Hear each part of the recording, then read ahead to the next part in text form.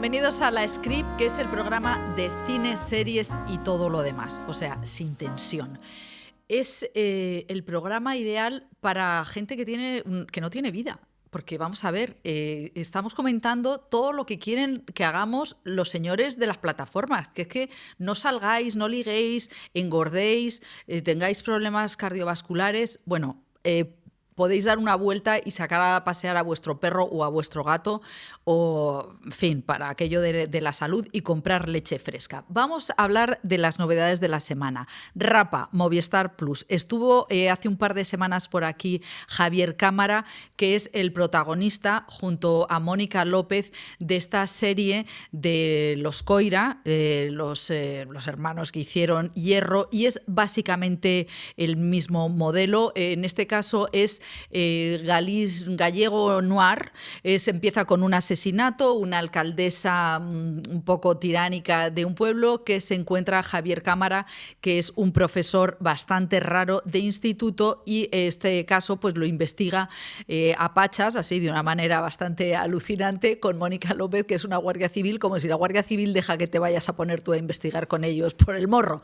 Bueno, el caso es que la serie está muy bien hecha, muy bien rodada, es una serie solvente, como hacen los Coira, y es lo que pretende. Así que apuntad Rapa, y es una serie que además vais a ver con mucho gustirrinín, porque hace un frío y se pasa, hay una ventolera en esta serie que dices, madre mía, qué bien estoy aquí con la manta. Siguiente serie. Esta es un poquito más para molar, ¿no? Porque se titula Conversaciones, es de la creadora de Normal People, que fue una de las series con más hype del año pasado, y es una serie de hype. Son dos chicas universitarias que estuvieron liadas entre ellas, y cuando dejan de ser amantes se hacen amigas y se enrollan con un matrimonio, o sea, una con la mujer y la otra con el marido. La mujer es galerista y el otro es actor, y son todos súper pedantes, súper guapos, y se besan de una manera muy temblorosa. A mí me carga, pero entiendo que es una serie muy moderna y que puede satisfacer determinados apetitos que evidentemente no son los míos. También, no sé dónde la ponen, sí, en Disney Plus, La vida y Beth, que es una serie de Amy Schumer, la cómica, que también es su creadora, y hace un poco de una reflexión sobre, es una comedia sobre ella misma, mujer en los 40, que pues tiene crisis de la mediana edad, porque ha bebido demasiado, porque come sin masticar, que reconozco que son los chistes que más me gustan, y que se vuelve a su pueblo porque la vida pues es una mierda. Y a mí me parece que choca un poco su humor bestia con la cursilería de la serie. Yo creo que no encuentra el tono, pero si os gusta Amy Schumer, que a mí me gusta más como monologuista y como presentadora que en esta serie, pues podéis echarle un vistazo a La vida y Beth.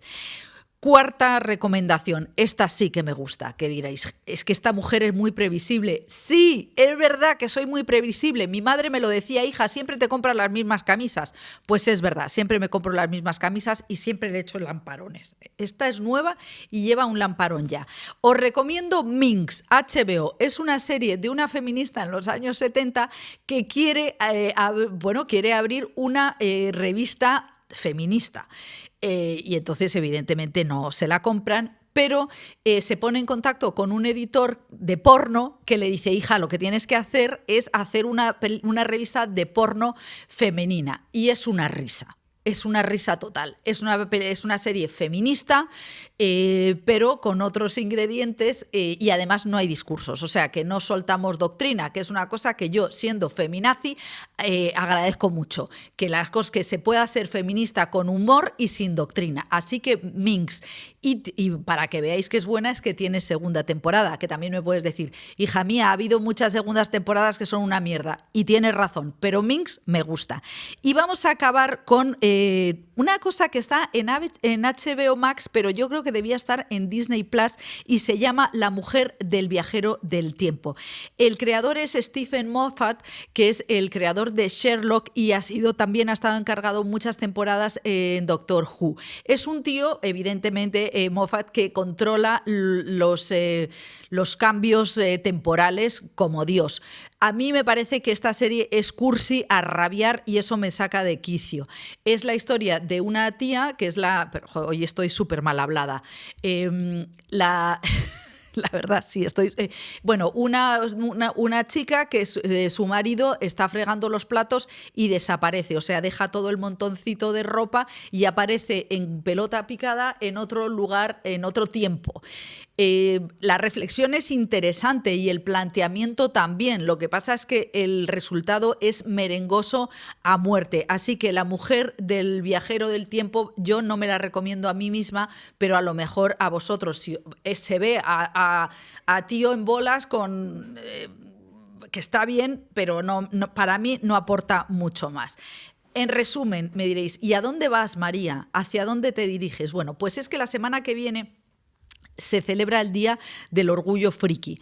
Entonces, uno de los temazos de los frikis son las realidades paralelas, que ese es nuestro tema.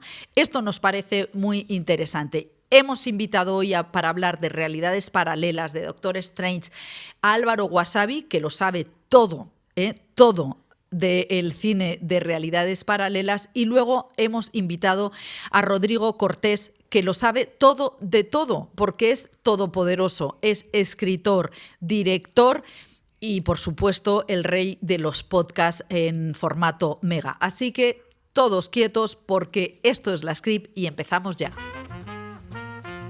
Hoy en La Script vamos a hablar, bueno, ya sabéis que a nosotros hablamos de cualquier cosa y hoy nos parece que podíamos hablar de iba a decir metaverso, pero no es metaverso, es universos paralelos, ucronías, realidades paralelas, y hemos invitado al hombre ideal, es Rodrigo Cortés. ¿Qué tal, Rodrigo? Soy el Rodrigo Cortés de este plano. Podías haber invitado a cualquier otro, pero he venido yo. Sí, porque Rodrigo Cortés hay días que se levanta director, otros días que se levanta escritor. Es que, bueno, hoy te diré que estoy totalmente enamorada de Los años extraordinarios, que es la segunda novela de Rodrigo.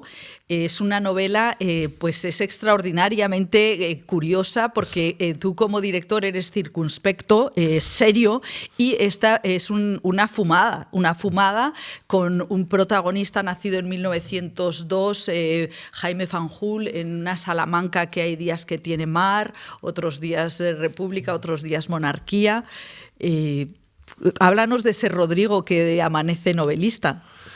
Bueno, en realidad todos somos muchos y muchas cosas son verdad a la vez y muchas caras del poliedro se van expresando en obras distintas. Es cierto que el cine, por casi naturaleza, por su propia naturaleza, quiero decir, exige temáticas más sucintas, más cerradas en sí mismas, aunque yo cuestionaría lo del humor, porque creo que de un modo u otro, aunque nunca he hecho una comedia en largometraje, creo que he tratado de impregnar de humor prácticamente todo, un humor a menudo negro. Sí, o sea, uno piensa en Concursante y es un dolor, es un humor doloroso, o en Enterrado también. Sí, Enterrado también lo hay, incluso en El amor en su lugar, a pesar del drama que están viviendo, hay mucho de esa energía de Billy Wilder, sin tratar de compararme evidentemente, que demuestra que también el fatalismo puede ser divertido a su manera y que hay una forma pesimista de resultar optimista y... En cualquier caso, en la novela lo que sucede es que todos o muchas de esas caras del poliedro pueden expresarse a la vez, sobre todo en una novela tan multiforme y tan tentacular como esta. Y tan salmantina. Y tan salmantina, sí, claro, todo nace y muere ahí. Eres claro, los directores a veces es como que no tenéis lugar no sé, tiene lugar Berlanga, ¿no? O tiene lugar Almodóvar, pero los directores, así en general, que no sabemos mucho de su vida, que es lo normal, claro, entre claro. otras cosas, son como personas con un lugar, pero en esta novela a mí me parece tan castellana y me sorprende. ¿Y qué hay de ese castellano en ti? Hay mucho. Tengo la doble nacionalidad, porque nací en Galicia. También hay mucho de... Eso es buenísimo, porque entre Galicia y Castilla hay chispas. Sí, y a la vez hay una especie de puente inevitable, porque creo que la novela también hay mucho cunqueiro de alguna manera, pero es verdad que es muy castellana, porque responde a una tradición por un lado y responde a una experiencia personal por otro. Quiero decir que 30 y pico años de Salamanca, enfrentado a la piedra y al frío, dejan un carácter inevitablemente. Y desde luego no das las cosas por sentadas si te despiertas una mañana a 12 grados bajo cero y vas al colegio y juegas a las mismas cosas que cualquier otro niño, porque simplemente es la realidad de las cosas. De hecho, en Salamanca, cuando alguien se queja de más del frío, no se le respeta mucho. Hay que tener cuidado con eso. ¿Ah, sí? Sí, porque el frío es una segunda naturaleza y hay que saber afrontarla. O sea, ¿y tú eres de los que iba al colegio con pantalones cortos? No, ya no, afortunadamente, ya no. Afortunadamente. Porque tu protagonista seguro sí que iba con... Sí, mi protagonista seguro. O eludía al colegio, pero con pantalones cortos. Pero sí que hay mucho en Jaime Fanjul, el protagonista, de ese carácter adusto y circunspecto que tú mencionabas antes, que no cuestiona las cosas, simplemente las acepta, no necesita ubicarlas necesariamente ni darles una significación moral, sino que son. Y eso tiene mucho que ver con esa mirada de la que hablábamos. Las cosas son, y ya veremos si son buenas o malas, no hay mucha necesidad de adjetivarlas antes de tiempo. Bueno, pero es verdad que esta novela tiene un humor, pues Gómez de la Serna, un humor casi Gila, un humor surrealista. Y de verdad que a ti no te apetece entrar en una comedia negra muy Wilder, muy Lubitsch, que también ahí palpitan. Sí, y lo haré seguro, pero insisto que trato de introducir el humor en todo, incluido Buried, que podría parecer a priori que es una historia de una gravedad insoportable y en la que no cabe el humor. Pero una de las razones por las que me empeñé en tratar de conseguir a Ryan Reynolds era precisamente para tener un gran actor con dominio de la comedia. Porque la comedia o el humor no son siempre divertidos. Tiene que ver con otra cosa también. Tiene que ver con la mirada, tiene que ver con la distancia, tiene que ver con el cuestionamiento de las cosas, tiene que ver con no tomarte más en serio de la cuenta, tiene que ver con el sentido del ritmo. Recuerdo que, por ejemplo, sin mencionar nombres, un maravilloso actor estaba muy interesado previamente en hacer Buried, un gran actor, además de drama. Pero me parecía que eso iba a hacer la película más monocorde, más grave, más cerrada en sí misma, y bastante cerrada en sí misma iba a ser ya. Mientras que con Ryan iba a conseguir el sentido de la inflexión y de la música, y que solo tiene un gran actor de comedia. Y tú que has trabajado con mega grandes como Sigourney Weaver, Ryan Reynolds o Robert De Niro, ¿tú con Ryan Reynolds tú tienes alguna conexión? ¿Contacto? Sí. Sí. No, quería decir si era algo mágico, místico, No, hombre, entre no. ambos. O sea, contacto. yo sé que es verdad que eres especial, pero... No. O sea, que tengas una... Bueno, si lees el pensamiento... No. En set sucede a veces que... ¿Ah, sí? Bueno, lees bastantes pensamientos y algunos van dirigidos a ti, pero son todos bastante fáciles de interpretar. No, es verdad que en el set inevitablemente me estoy saliendo por la tangente. No, dale. Hay muchas cosas que no hace falta expresar, porque hay mucha gente de una forma muy intensa vibrando en la misma frecuencia, y eso hace que haya una hiperconcentración en un aspecto que permita que una mirada resulte enormemente elocuente y sepas lo que está sucediendo. ¿Y eso pasó con Ryan Reynolds? Sí, pasa con Ryan Reynolds, pasa con casi cualquier gran actor, porque de alguna manera cuanto mejor es el actor y mayor es esa conexión, menos palabras necesitas. A un actor no le das una lista de instrucciones inacabable sobre aquello que deseas de él, porque saben lo que están haciendo y tú sabes lo que están haciendo. Y como estás en el mismo... No les tienes que decir, vamos a coger un poco de aceite y un huevo y los vamos a batir de tal manera que vamos a generar mayonesa. Qué cruel eres, qué cruel eres. Porque el otro día estuvo aquí Javier Cámara y se quejaba de que Sorrentino, que Jude Law y él decían, es que Sorrentino no nos dice nada, solo nos mira. No, yo no hago. Sorrentino es un grandísimo creador, por otro lado, no voy a discutir a Sorrentino. No, si les hablas, lo que pasa es que les dices, vamos a coger un poco de mayonesa.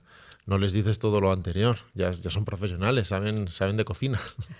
A eso me refiero. Te pongo un ejemplo. Si, por ejemplo, estás con el Embure, no se te ocurre decirle, ahora que acaban de matar a tu compañera, tu cerebro no es capaz del todo de procesar eso. Y dado que ya has pasado por etapas de esperanza, de desesperanza, de alegría, de frustración, de alguna manera te rompes. Y como te rompes y no eres capaz de procesar los pensamientos, te ríes. Pero es una risa que no es de loco, Ryan. Es un poco de loco por otro lado, pero a la vez nos alegra, entiéndeme. No haces eso. Sino que le dices, cuando ves el mensaje, esperas unos segundos y te ríes. Y entonces él te mira y dice, porque obviamente esa risa significa eso. Sí. No le puedes estar pidiendo otro tipo de risa, a eso me refiero. Cuanto mejor es el actor, más preciso puede ser y menos palabras necesitas. Bueno, antes hablabas de Billy Wilder como un poco referente de tu última película, El amor en su lugar. ¿Qué película de Billy Wilder consideras tú que es la que late en El amor en su lugar?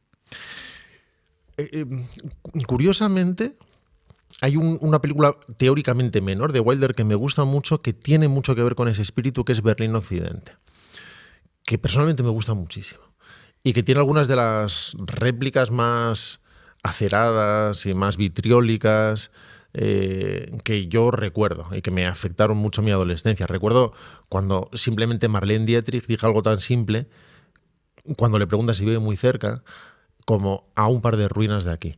Decir que vives a 2 ruinas de aquí es poderosísimo.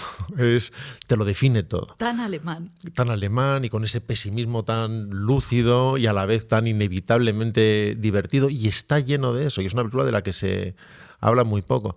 Se menciona mucho más a Ser o no ser, por ejemplo, que ya sé que no es de Wilder, que es de Lubitsch, aunque Wilder escribió varias veces para Lubitsch. Pero Berlín Occidente es una de las películas que pedí a los actores que vieran. Y otra, aunque no tiene nada que ver temáticamente con ella, fue 1, 2, 3. Porque 1, 2, 3 tiene ese sentido del ritmo del que hablábamos antes, sin apenas pausas que obligan a que los diálogos tengan un montaje interno, que no se monten después, sino que prácticamente estén ya construidos en el set. Son casi diálogos pre-Sorkin, de alguna manera. ¡Qué buena definición! Son esos diálogos de réplica y contrarréplica a la velocidad del rayo, y ese era el ritmo que quería para la obra de teatro que aparece en la película y que tiene esa vertebración interna, e incluso para muchos de los diálogos fuera incluso dramáticos. Hay diálogos dramáticos en El amor en su lugar que tienen, sin embargo, tempo interno de comedia.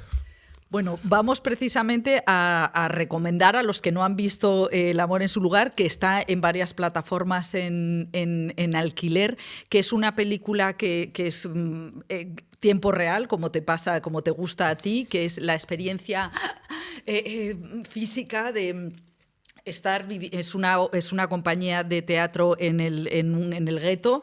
Es el de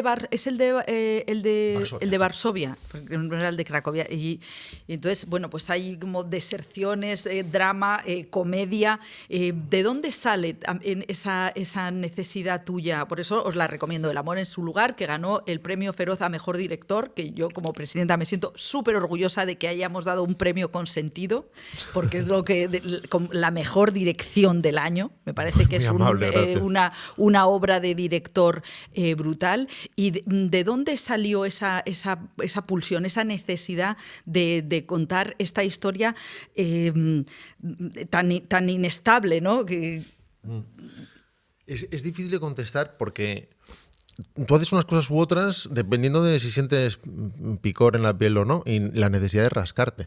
Y es difícil definir qué cosas pican y qué cosas no pican. Y cuando leí el primer borrador que escribió David Safier, el novelista alemán que había descubierto la existencia de esta obra en el gueto de verdad, que se interpretó en lo más crudo del invierno del 42, inicialmente al leer ese borrador, por alguna razón pensé en Orson Welles, porque me imaginé la posibilidad de enfrentar algo que iba a necesitar un sentido de la relojería muy preciso, con mucho dominio del medio y a la vez mucho amor por la escena. Y pensé que es un reto que a él le habría gustado, porque él se habría metido en un pollo así, porque la película es un pollo. Pollo descomunal. Pero además él, claro, tenía un conocimiento muy profundo del mundo del teatro y habría podido mostrar su amor por él. E inmediatamente después pensé en Wilder. Pensé que el guión se beneficiaría de una reescritura en la que se introdujera Wilder, en que los personajes fueran más ambivalentes, que fueran más contradictorios y con pulsiones más llenas de claroscuros. La propia Stevcha está constantemente navegando, tratando de interpretar la situación, de digerir los nuevos datos que va recibiendo y tratar de decidir qué es lo mejor en un mundo en el que ninguna decisión es buena, todas son malas. Y en las que lo único que quiere todo el mundo es vivir media hora más. Y ahí es cuando empecé a sentir que picaba todo y me metí en esa aventura de reescribir en profundidad ese guión para poder hacer algo en tiempo real que sabía que a la vez iba a ser una especie de circo de 3 pistas. Es que, claro, yo leyéndote, me acuerdo, porque claro, leyéndote pienso, ¿cómo sería Rodrigo de pequeño? O sea, empiezo a pensar en 4.000 cosas a la vez, porque eres eso, tan poliédrico, tienes tantas caras, pero luego pensaba en García Márquez, que después de haber dirigido aquel corto de La langosta azul, dijo, menudo pollo monumental, no quiero, tomen ustedes su industria, sus gritos, el sonido, la producción, y denme un escritorio, ¿no? Entonces, ¿en qué momento tú, como escritor, porque ya volveremos al Rodrigo Niño, que eso también es una fiesta que me gustaría que me contaras si apuleabas a tus hermanos y cosas así que hace el personaje tan cruel, pero ¿en qué momento tú, con tu cabeza, con tu multiverso mental, decides salir de la página y pasar a la construcción, que es el escenario más la cámara, que es el cine? Es difícil saberlo porque no es lo mismo que el día que empiezas a tomar café. Es decir, no puedes decidir voy a hacer una película y de repente al día siguiente tienes a 100 personas en un equipo para hacerlo. Son pasos necesariamente graduales. Y claro, cuando yo era pequeño me gustaba mucho el cine, era seguramente lo que más me gustaba, pero no pensaba que se pudiera ser director. En primer lugar, no sabía que las películas se dirigían, pensé que brotaban espontáneamente del suelo y que los actores improvisaban en tiempo real y tenían persecuciones de lanchas que duraban lo que duraban en pantalla. Pero cuando aprendes que hay un director, es muy parecido a descubrir que hay astronautas. Los hay, pero no se puede ser astronauta. Están en los libros ilustrados y lees cosas sobre la conquista de la Luna. No se puede ser astronauta, es durísimo. Bueno, y no hay primero de astronauta, segundo de astronauta, no te puedes apuntar a la facultad de Luna 2. Y resulta que hay astronautas, pero no parece que sea un camino posible para ti, alguien que nace en Salamanca. Y recuerdo que mis amigos cuando era niño me decían, ¿tú qué sabes tanto de cine? Saber de cine sería que sabía títulos y directores porque escuchaba Pumares y ellos no, nada más.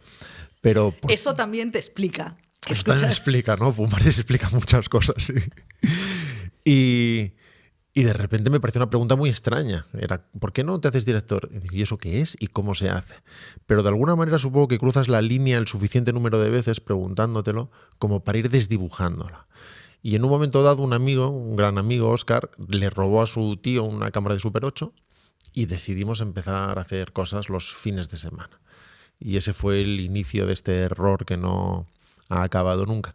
Pero es verdad que el mundo del escritorio y el del set son no solo diferentes, sino prácticamente antitéticos. ¿Cómo era Rodrigo a los 8 años?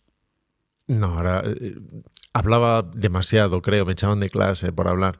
Era esa época en la que todo el mundo asumía sus papeles en clase de una forma muy democrática y obediente, y el que era el listo de la clase era el listo, el que era el tonto era el tonto, el que era el rico era el rico y el pobre era el pobre, y todos nos llevábamos bien y nada de eso era un insulto.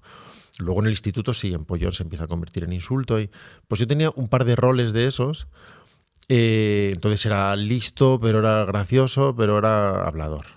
Y me echaban de clase y llamaban a mi madre para hablar con el tutor todos los santos años. Y cada vez que me ponía enfermo y volvía a clase decía el profesor, qué bien estuvimos ayer sin ti, Rodrigo.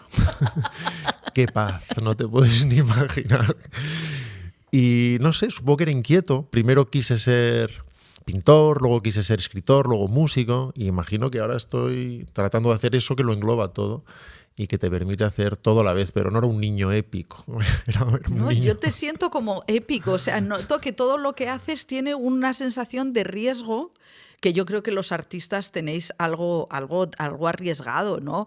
Y evidentemente hay un arrojo. Hay un arrojo.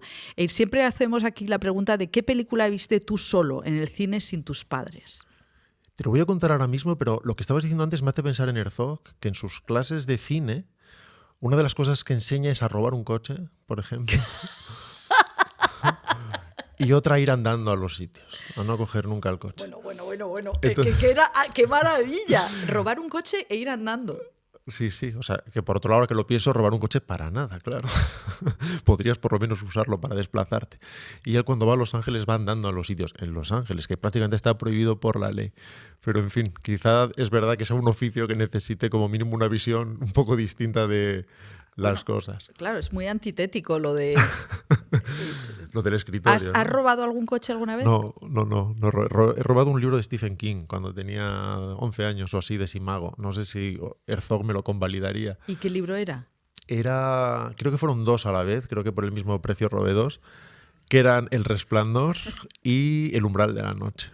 Y lo pasé muy mal, hasta que gané la salida y con ella la libertad, y me prometí no volver a pasar nunca por ese traje. Mira, es una entrevista que me está dando taquicardias. O sea, porque ya te digo que todo lo que haces resulta peligroso. O sea, que es que eso, evidentemente, hay un ADN que... No volví a hacerlo, María.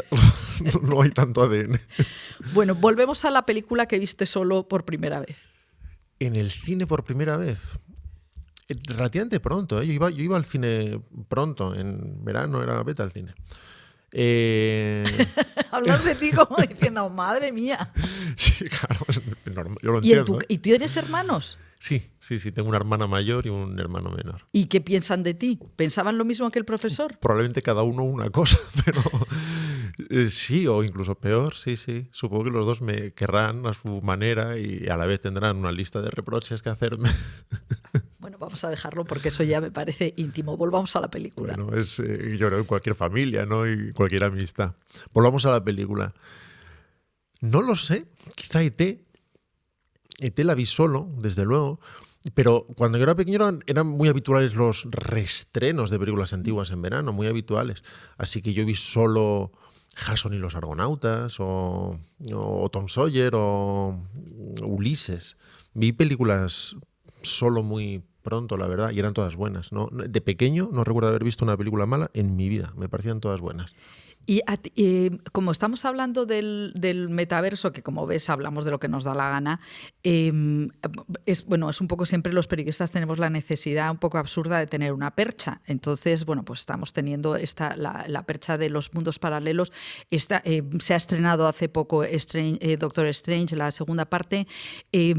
Claro, me hablas de tu infancia, que es una infancia en la que salen películas pim, pam, pam, diferentes, ¿no? Y ahora da la sensación de que hay como un rodillo cultural que a toda una generación. El otro día un amigo me decía que los niños de 5 años ya se saben Star Wars de memoria. ¿Cómo ves tú este mundo en el que Marvel lo domina todo? Con respecto a tu infancia. Sí. Es peligroso caer en nostalgias y romanticismos, porque todos tendemos no solo a idealizar, sino a ver perfecta la senda que nos ha traído aquí, que tiene algo de bastante egocéntrico, porque es algo así como todo lo que yo he vivido explica tanta perfección, es algo así. Así que los demás deberían haber vivido exactamente el mismo camino. Es que me parece tan político lo que estás diciendo, porque tengo la sensación de que tantos políticos nos dicen eso continuamente. Sí, les gusta transmitir la sensación, les gusta tratar de darnos gustito, en teoría, permitir que sintamos gustito por cosas que tal vez no deberían darnos gusto. Pero en todo caso, hubo una época en que los westerns eran el 60% de la producción y para mí no ese es el verdadero riesgo. Y por otro lado, el tablero es el que es y no se discute. El tablero es el que es siempre. La realidad es la que es siempre y tú tienes que tratar de hacer la mejor jugada en la realidad que sea. Para mí hay un riesgo posiblemente mayor, que es casi la sobreoferta, de alguna manera, y el modo en que el cuerpo deja de respetar todo ese material que empieza a considerar contenido. De alguna manera, cuando vas al cine, eso supone un proceso y una liturgia llena de pasos. Tú decides, ahora ya no lo hacemos así, pero en su momento elegías en la cartelera qué película ibas a ver, te informabas, veías una serie de carteles, tenías una relación casi con el cartel de la película que ibas a ver o que habías visto en Gran Vía o donde fuera. Decidías ir, eso significa que te molestas, vas al cine molestándote, te desplazas, te metes en una capilla que apaga el mundo durante 2 horas y lo apaga de verdad. Ya no hay WhatsApp, ya no hay baño, no hay... Y después sales de ahí. Cuando te enfrentas a una película en una plataforma, incluso una estupenda película, y todos hemos visto grandes películas en televisión y hemos descubierto gran cine en televisión, no estoy cuestionando nada de esto, pero sí analizando la experiencia, cuando ves este damero, este tapiz de millones de carteles, eliges uno cualquiera y le das a play mientras contestas WhatsApp, tu cuerpo no respeta lo que está viendo y no tiene una relación sensorial igual con la película, no deja la misma marca, no queda en las venas del mismo modo y de algún modo esa película empieza a borrarse en el buffer en el momento en que acaba. Totalmente, a mí me pasa muchísimo, se me olvidan las series, pero no las películas que he ido al cine a verlas. Eso es, y ya no te acuerdas ni de cómo se llamaba, no estás seguro de quién la dirigió, no. Y incluso grandes pelis. La balada de Buster Scruggs tardé 1 año y medio en verla en televisión. Y en cine habría estado el viernes con las rodilleras puestas. Es una experiencia distinta, pero que más allá de lo puramente nostálgico, deja una marca distinta. Es como la diferencia entre el ebook y el papel, de alguna manera. Yo tengo ebook y leo muchas cosas en ebook y cuando el material es bueno, es bueno. Pero esa relación diaria de coger el libro, ver la portada, leer el autor todos los días, saber que el libro es naranja o verde o que azul. Que pesa, a mí que ya me duele la espalda y los libros me pesan, pero necesito, porque yo siempre pienso ebook o libro, porque también que me pesen es un significado. Claro, porque hay una relación sensorial, claro, que es del ojo, pero es del tacto y es de te llevas esto y te queda esto, que no tiene nada que ver con llevar 80% y faltar 20%. Y eso deja una huella distinta, simplemente deja una impronta que es más recordable.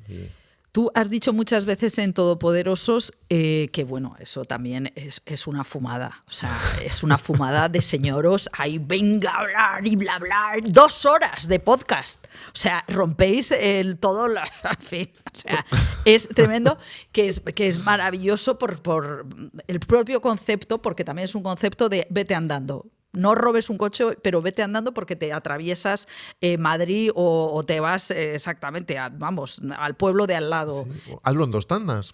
Sí, claro. Exactamente. Tú citas mucho a Scorsese, también, bueno, siempre es que hablamos de un director y entonces no quiero dejar de que nos digas cuáles son las películas de Scorsese que tenemos que ver con tu mirada. Y luego también lo del rollo Marvel, si te parece que esto en realidad está haciendo daño y qué va a pasar, qué es lo que va a salir de toda esta mirada supersónica. Yo creo que no se entendió muy bien a Scorsese cuando habló de aquello, sobre todo cuando en lugar de tratar de entender lo que alguien dice, tratamos de atender a la literalidad de sus palabras para ver si encontramos grietas y algo que contradecir, en ese instante se rompe la comunicación. Eso es como la filosofía de Twitter. Alguien decir algo y luego tú tratar de buscar inmediatamente, como reacción inmediata, ejemplos que contradigan esa posibilidad o situaciones en las que eso no es completamente cierto. Digo, claro, nada es completamente cierto siempre, es imposible.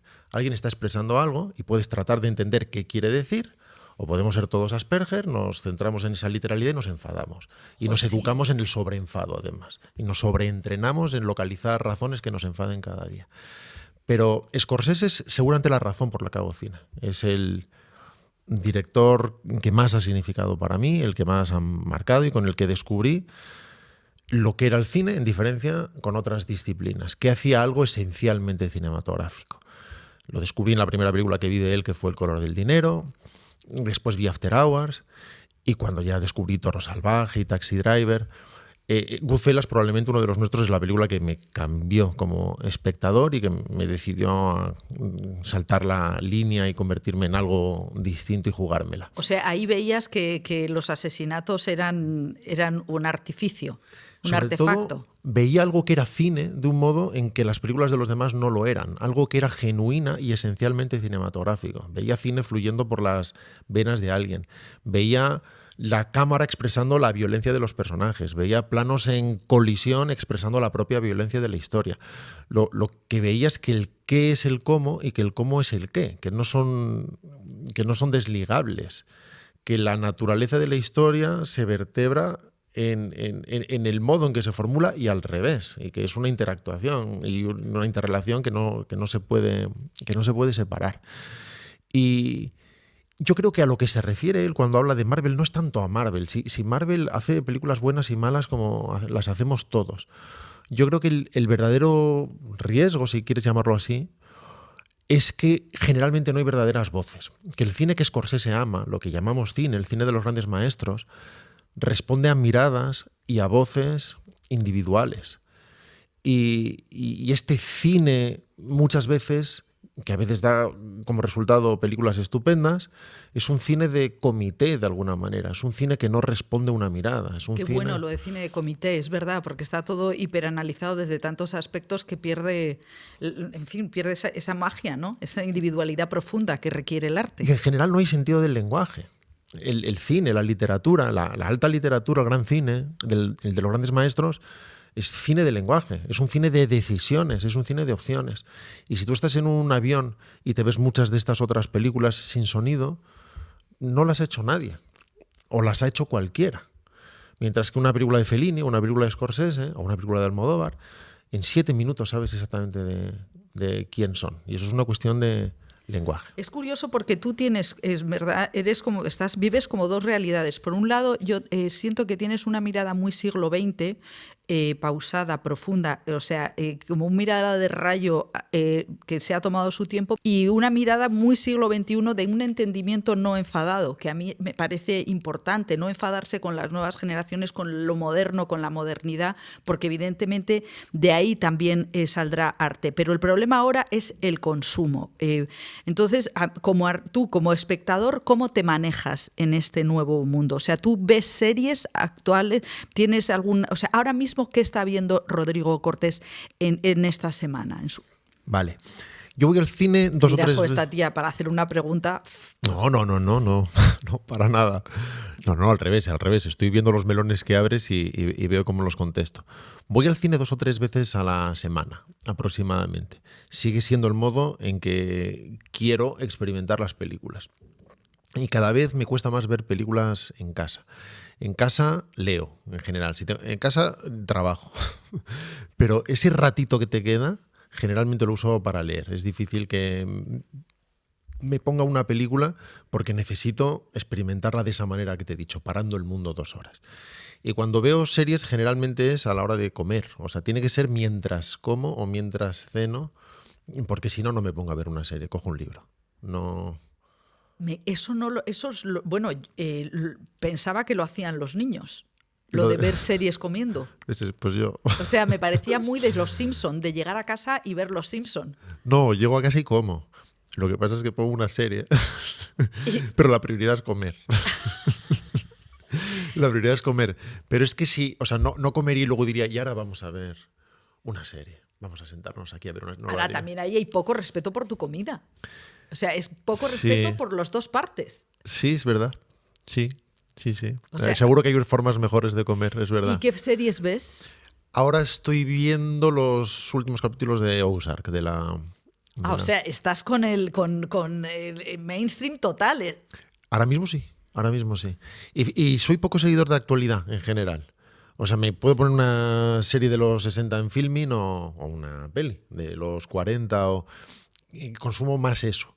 Pero Ozark está muy bien escrita, como siempre cuando hay muchas temporadas hay un momento inevitable en que pasa el fenómeno ese de Oz, que pasaba cuando veíamos Fama, pero ya después de 2 temporadas a alguien le daban un golpe en la cabeza, se despertaba, uno era Dorothy, otro era el hombre de paja, ya empiezan a tirar de recursos para poder seguir adelante. Y además es una película muy bien fotografiada, tiene un sentido de la luz muy valiente y que habría sido imposible en televisión hace solo 10 años, pero ahora mismo estoy ¿Y con eso. Ozark qué es lo que tiene que te resulta más interesante? Probablemente el personaje de Bateman. Me fascina ese personaje racional, tranquilo, que suceda lo que suceda alrededor, no lo emocionaliza nunca, lo reduce a datos de una forma que tampoco es necesariamente fría, sino enormemente práctica. Esa forma de inteligencia desapasionada que convierte el mundo no en datos, sino en hechos que atender de forma eficiente, me resulta muy fascinante y creo que tiene una interpretación muy económica, pero muy precisa y muy sabia que transmite esto sin ningún artificio. O sea, ¿y ya tienes el teléfono de Bateman? No tengo el teléfono de Bateman. ¿Y qué estás haciendo ahora? Como bien sabes, trato de hablar lo menos posible de las cosas que no he hecho por si no las hago, entre otras cosas.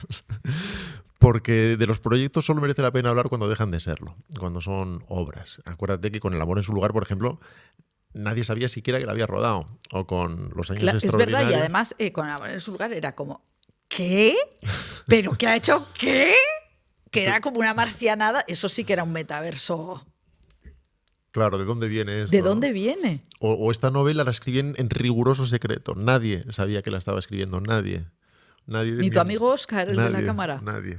La escribí en cafés y con orejeras, sin que nadie supiera siquiera que yo mismo tenía serias dudas sobre lo que estaba haciendo. ¿En cafés? Sí, esa novela sí. Bueno, tenéis que comprarla, o sea, es maravillosa. Vas por la 5ª edición, espero que la literatura no te aleje del cine. No. La pluma y la cámara son perfectamente compatibles y trataré de alternarlas. ¿Y una película en español la podríamos esperar? Porque Sí. solamente tenemos de largo concursante, ¿no? Sí, y podríamos sumar bueno, la broma de Historias para no dormir. Exactamente, Historias para no dormir. Con Eduard y con Natalie, con Raúl. Amo el lenguaje, creo que es evidente. Y cuando trabajas en tu lengua, es verdad que hay una precisión en el diálogo y en el matiz que solo puedes extraer ahí. Y de hecho, estoy ahora trabajando con 2 pelotas en el aire y las 2 serían en español. Bueno, pues muchísimas gracias por dejarte atracar de esta manera, porque has venido andando, has venido cuando te hemos llamado, en fin, además de un artista, es un caballero. Muchísimas gracias, Rodrigo, y seguimos en La Script. Ha sido un gran placer, gracias. Hoy en La Script estamos hablando de multiversos, y para hablar de multiversos y cine hemos traído a un experto. Bueno, él mismo se mete en todos los fregados. Es Álvaro Wasabi. Álvaro, muchísimas gracias. Un placer por invitarme. Encantado de estar aquí. O sea, emoción total. Yo soy súper fan de tus cortos. Muchas gracias, de verdad, te lo agradezco muchísimo. Es que no sabes lo que me divierto. Os recomiendo muchísimo que veáis sus cortos, porque se mete en las películas. Al pobre Thor le llamas gordo, inmenso, dialogas con los chicos de Crepúsculo. Es una auténtica maravilla. Hago mis universos paralelos. Haces universos paralelos. Entonces, la primera pregunta diréis, ¿quién es Álvaro Wasabi? ¿Qué haces?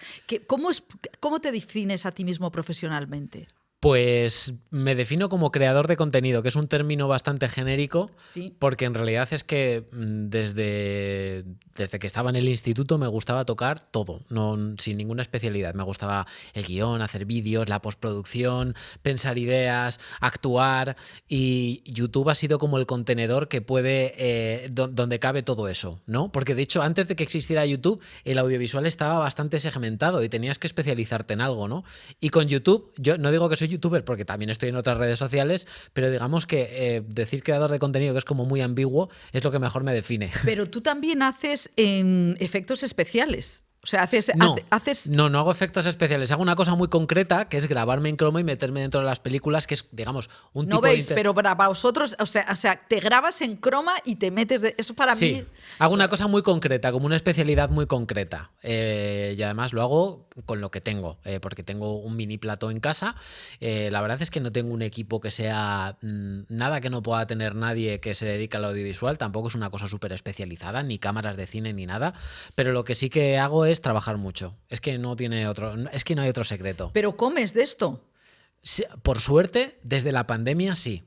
Yo antes lo compaginaba, pero desde la pandemia he tenido la suerte que le puedo dedicar todo el tiempo del mundo al contenido que hago y la verdad es que no, más feliz no puedo ser porque llevo desde 2014 en YouTube y es un poco lo que quería, así que no puedo estar más contento. Bueno, pues tenéis que ver sus cortos porque son maravillosos y ahora vamos al lío, que son las recomendaciones, porque nosotros, nuestros invitados, es que nos den y nos argumenten qué películas, qué series de los temas que tratamos, que por ejemplo hoy es los universos paralelos. Es que yo, como le tengo manía a Zuckerberg, entonces me vuelvo loco. El metaverso.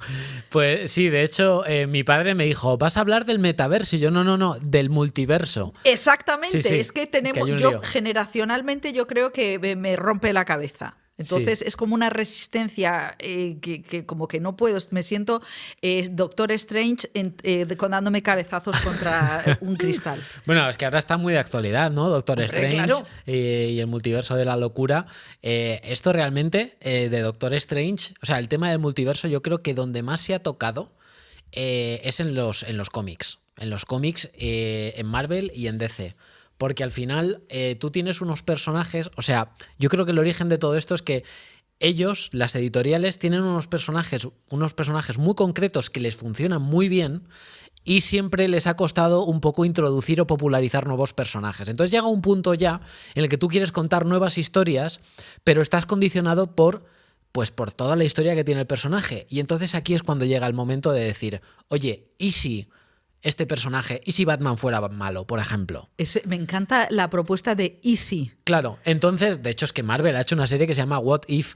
Entonces, claro, tú decir, voy a reiniciar este personaje, pero a la vez quiero que forme parte del canon narrativo y del mismo universo en el que estoy. Y aquí es donde surge la mejor solución posible, que es crear el multiverso.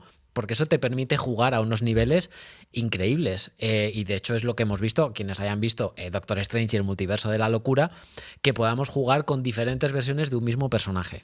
Y a ti, por ejemplo, Doctor Strange, ¿cuál te ha gustado más, la primera o la segunda? Sin duda, la primera. Hombre, soy de las pocas personas que yo tenía muchas expectativas con la segunda. Esperaba mucho de Sam Raimi, por favor. Sí, esperaba mucho de Sam Raimi. Salí llorando. Sí, y además porque además es que Marvel se tiene que consumir en el cine, bueno, ahora en cine y en series, un poco como si fuera una serie, porque tiene una continuidad a lo largo de todas las fases.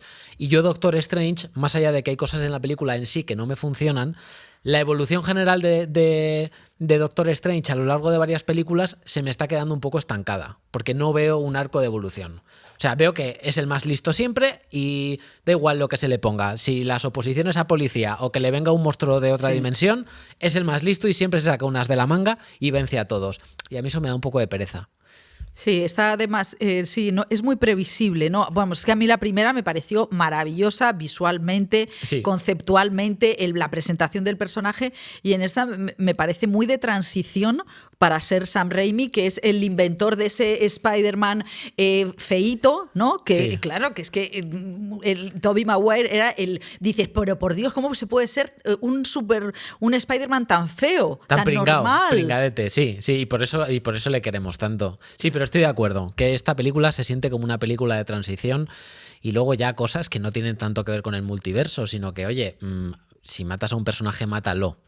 No des a entender que puedes matar a un personaje pero después le revives porque te interesa, porque al final, claro, esto es una franquicia. Sí, claro. Mata al personaje, porque si no las muertes me empiezan a dar igual. Y luego lo del multiverso a nivel cinematográfico, en esta película en concreto, tiene una consecuencia y es que tú estás metiendo que es algo que han hecho muy bien, estás metiendo cosas que no eran canon dentro del mundo de Marvel y te permite que todo lo que se ha hecho de Marvel, da igual si forma parte de este nuevo MCU, el universo cinematográfico de Marvel o no, ahora ya todo es canon. Porque claro, ya juegas con el hecho de que son universos paralelos. Plan de, ¿hemos grabado más películas de Spider-Man? Pues ahora es como un contenedor gigante donde todo cabe. Claro, eso es un poco como lo que nos decía antes Rodrigo Cortés del comité, ¿no? Que son películas que ya no son de artistas, sino de un comité, y entonces es como si el Corte Inglés decide qué zapatillas metemos porque nos apetece. Entonces, recomendaciones de multiverso. Doctor Strange hay que ver la 1 y la 2. Totalmente. La verdad es que el tema del multiverso no es algo que se trate mucho. Hay pocas películas en realidad. Yo la primera que vi en el cine, que además a mí me gustaba mucho ese tipo de cine, era una con Jet Li que se llamaba The One, que es como del año 2001 o 2002, que el planteamiento es muy sencillo, es una peli de entretenimiento pura y dura. No ¿sabes? La he visto. The One. Es The One, no sé si se tradujo como El Único, que es una película que básicamente es Jet Li, artista marcial, que de hecho a partir de esa época un poco fue su carrera para abajo. Pues él conocía a una versión suya de un universo paralelo que iba matando a sus propios yos de otros universos y cada vez que mataba a uno se hacía más fuerte. Y al final quedan estos dos, que es el prota y el enemigo, que es el mismo. Y entonces era como el juego de luchar contigo mismo. Era como un poco la gracia, ¿no? De ver a Jet Li y ver a Jet Li, que era un artista marcial y actor muy prestigioso, ver luchar consigo mismo. Y era como el juego ese. Porque al final el tema del multiverso es que te permite establecer unos juegos muy interesantes. ¿Minority Report no es también multiverso? No, Minority Report lo que era trataba otro tema, pero era muy interesante, que es juzgar a la gente antes de que cometa actos criminales. Hablaba sobre la precognición. Bueno, el tema era la precognición, pero realmente lo que hablabas era de pues un poco de juzgar a alguien antes de que cometa un delito, ¿no? Que era como el planteamiento ético que se establecía en esa película, que era muy interesante. Estamos la semana que viene, esto lo del Día del Orgullo Friki, que yo cuando empecé a trabajar en esto se mencionaba, ¿no? En las reuniones semanales. Esta semana el Orgullo Friki, déjalo, no sé qué, los de Star Trek, tal. Ahora nos hemos quedado, yo me siento friki. Bueno, y eso que yo veo todas las cosas de Marvel, aunque es verdad que muchas veces no me entero, porque los de Marvel es que luego se lo estudian, no es que lo vean. Es que yo formo parte de una generación en la que las cosas se veían una vez, no tropecientas. Es verdad. Entonces, pero ¿cómo sitúas tú? ¿Qué está pasando con que lo friki haya entrado en el mainstream y ya ya no es friki, es mainstream? Pues realmente es que es lo que ha funcionado en taquilla. O sea, ha habido no sé cómo decirte, es que las productoras no están arriesgando. Entonces van a lo que funciona. Y lo que funciona son las franquicias. De los últimos 10 años, el 80% de las 10 películas más taquilleras prácticamente a nivel mundial, si me apuras, pero sobre todo en Estados Unidos y también en España, es de Disney. Y son franquicias, son secuelas. Eso ha hecho que, también, es que no sabría decirte, pero al final es que de alguna manera o de otra es el gusto del público y es lo que ha funcionado.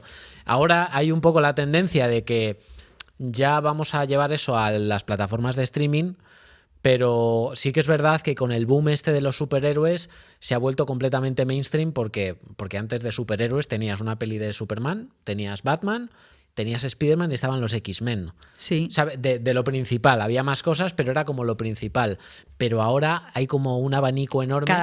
No cada semana, pero sí que cada mes hay que algunos son mejores, otros son peores. Claro, todo esto nos lleva al enfado que comentábamos también antes con Rodrigo Cortés, con Scorsese, que ha sido como la voz que ha dicho esto no es cine, es un parque temático.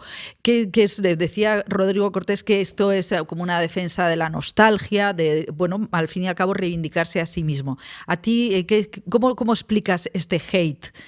Pues yo creo que, para empezar, ¿está fundamentado? Es que podría estar mucho tiempo hablando de esto. Bueno, tú empieza y luego yo ya pego... Hay varios factores para explicar este hate, no solo por Martin Scorsese, pero sí que es verdad que las críticas han estado encabezadas por él.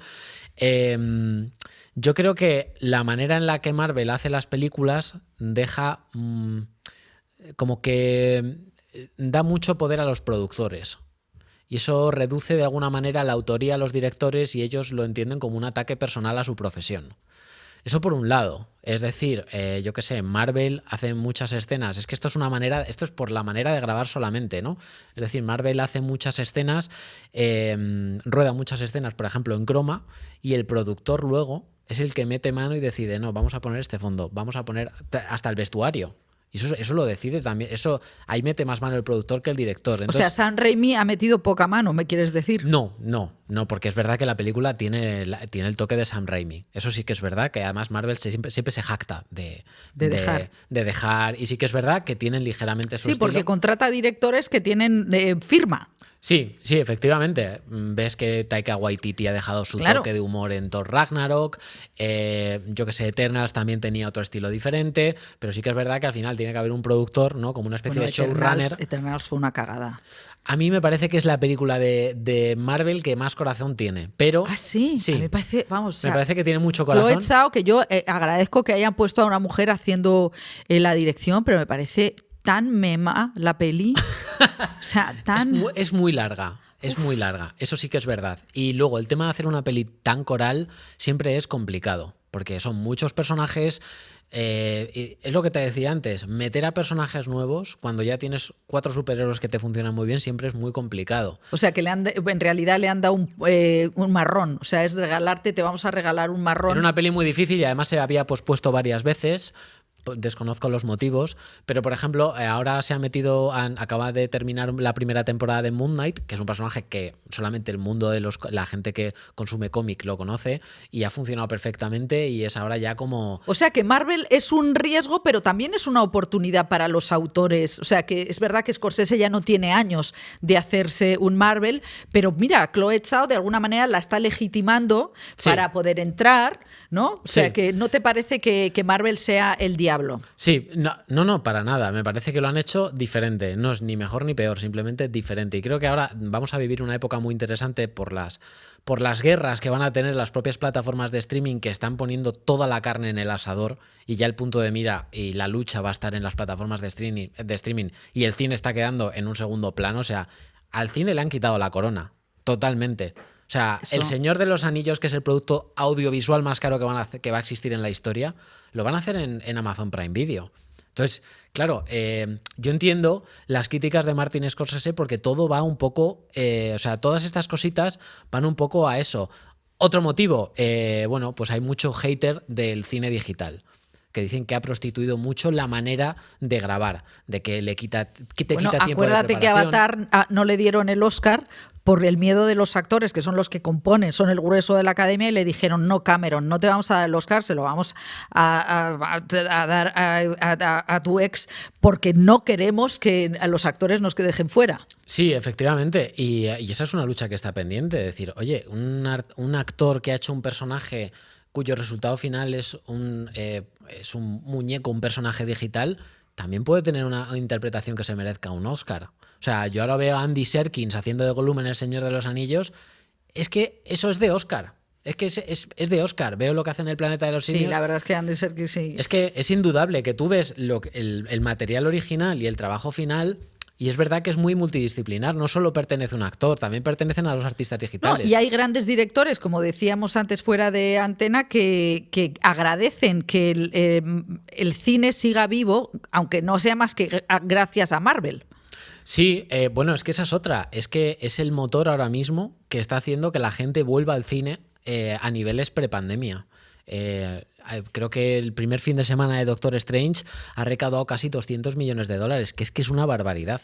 Es una barbaridad, son niveles de prepandemia, que eso, es que de esto no se habla mucho, pero es que el cine está muy de capa caída y todavía no se está recuperando. Es que se ha perdido la costumbre, o sea, se ha perdido la costumbre. Me gustaría terminar preguntándote, ¿qué está viendo esta semana Álvaro Wasabi en casa? ¿Qué estoy viendo esta semana? Pues mira, estoy viendo El joven Sheldon, ¿Sí? que es una serie que salió hace un montón de tiempo y he empezado a verlo y he dicho, anda, pues mira, no está tan mal como pensaba, me hace gracia porque... Pero porque tú eres un poquito joven, Sheldon. No, para nada. Pero sí que es verdad que si has visto Big Bang Theory, es una serie que la ves y está muy enriquecida porque tienes tú mucho background de lo que pasa a posteriori y ha sido de esas series que es como, no, yo me quedo con la serie original, no me apetece, no sé qué. Y ahora estoy viendo El joven Sheldon. Ahora te voy a decir una cosa. Nosotros que preguntamos todas las semanas que están viendo la gente que hace, los... pues, cabezas pensantes, ¿no? Que como tú, resulta que hay poca actualidad. O sea, que veis series clásicas. Bueno, esto no es una serie clásica. Ya, bueno, porque, en fin, sí. Es un spin-off de una un poco clásica. Es de esta década. Pero yo muchas veces no voy. Con Marvel voy al día totalmente. Pero y vas al cine. Y también, las series también. Tengo que decirte que voy menos al cine que antes. ¿Ah, sí? Sí. Tú también, hijo mío, bruto, hijo mío. Voy menos al cine que antes, es verdad. También es verdad que yo he sido muy crítico con las salas de cine, porque creo que es una industria que tiene que espabilar mucho. Los exhibidores. También es verdad que los exhibidores están muy apretados. Sí, porque... bueno, es que es complicado, es un tema muy complejo, ¿no? Porque la gente dice, ¿por qué el cine es tan caro? No sé qué. Y detrás hay una realidad que muchas veces creo que no se explica lo suficientemente bien, de decir, oye, que es que tú cuando pagas una entrada, la gente no sabe el desglose de esa entrada y se piensa que todo es para la sala de cine y no es verdad. Entonces, no, porque las majors cobran mucho, Sí. de sus propias películas. Pero mira, me ha pasado que además esto es que me han pasado cosas que me hacen enfadar. Me fui a ver una película y terminó antes. No terminó antes. Dije, uy. ¿Cómo que terminó Esta antes? peli no, como que no me cuadraba lo que estaba durando con lo que la peli debía durar. Había terminado como 10 minutos antes. Dije, qué raro. Me meto en IMDb, digo, pues sí, efectivamente salió 10 minutos antes. Y es porque la peli la habían pasado a 25 fotogramas en vez de a 24. Y a mí es que estas cosas me ponen de mal humor. En plan de, Qué feo. me pones el audio bajito para ahorrar, si hay cualquier problema no está el proyeccionista. Te estoy hablando de cosas que me han pasado, que me han pasado, que no es nada. Entonces, claro, digo, coño, quiero ir al cine, o sea, me fastidia porque es que ahora por 600 euros te compras una tele que te cagas en el MediaMarkt y las salas de cine están compitiendo contra eso Sí. y contra los, yo qué sé, 15 euros que te cueste o 16 euros que te cueste la mensualidad de Netflix. Entonces, claro, es que se tienen que poner las pilas. Totalmente, eso es un cambio de paradigma que no sé muy bien cómo... ¿Hacia dónde irá? Hacia dónde irá. Bueno, de todas maneras, a ti te veo muy bien en la realidad y fuera en tus películas, que me encantan, que eres... en fin, muchas gracias. Sí, claro, me parece eso, que tienes amiguis en Marvel porque les tocas las narices a todos sus héroes y es maravilloso. Álvaro Wasabi, muchísimas gracias. Un placer. Espero que verte pronto por aquí otra vez porque Cuando eres quieras. como eres el especialista de cabecera de este mundo paralelo en el que vivimos. Y acabamos ya la script y volvemos la semana que viene, no sabemos con qué. Eso como la vida misma, chicos. Besos. Adiós. Chao. Chao.